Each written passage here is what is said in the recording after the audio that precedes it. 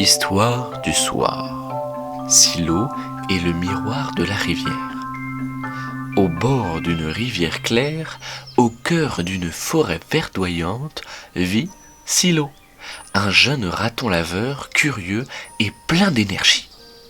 Il aime courir partout, grimper aux branches, toucher à tout ce qu'il trouve. Ce matin-là, il observe son reflet dans l'eau. « C'est drôle. On dirait un autre moi, dit-il. Sa mère s'approche doucement. L'eau montre souvent ce que l'on est. Silo sourit. Alors, aujourd'hui, je vais m'amuser. Un peu plus loin, Silo aperçoit Nori, le castor, en pleine construction. Des branches sont soigneusement empilées. « Oh, regarde ça !» dit Silo. Sans réfléchir, il attrape une branche et la fait tomber dans l'eau. Plouf !»« Hé !» s'exclame Nori. Silo ricane. « Hé, ce n'est pas grave !» Nori ne rit pas du tout. « Pour moi, ça compte !» Silo s'arrête un instant, puis repart. Plus loin encore, Silo croise Luma, la grenouille, sur un nénuphar. Elle est bien installée, tranquille. Silo s'approche doucement, puis tape dans l'eau. Splash! La grenouille sursaute et tombe dans l'eau. « Oh non !» dit-elle. Silo rit encore. « C'est juste pour jouer !»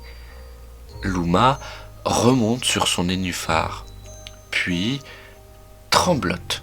« Moi, ça ne me fait pas rire du tout. » Silo hésite, puis s'éloigne. En revenant vers la rivière, Silo s'approche à nouveau de l'eau claire. Il regarde son reflet, mais cette fois, l'image tremble légèrement. Il repense à Nori et à Luma. « Mais je voulais juste m'amuser, moi !» murmure-t-il. Sa mère revient près de lui. Et eux, est-ce qu'ils se sont amusés? Silo ne répond pas du tout. Le courant de la rivière glisse doucement. Silo regarde son reflet se former à nouveau.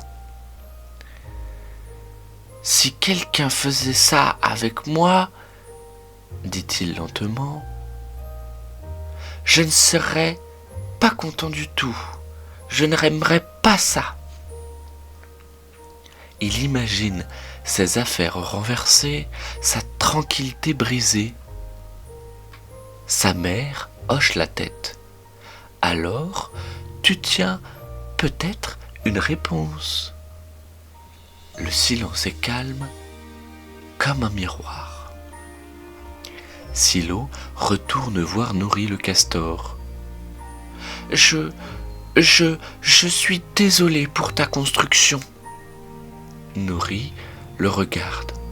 « Tu veux m'aider à la réparer ?» Silo répond. « Oui, bien sûr. » Ils remplacent les branches ensemble. Puis Silo rejoint Luma. « Je suis désolé de t'avoir fait tomber. » Luma le regarde, puis se détend.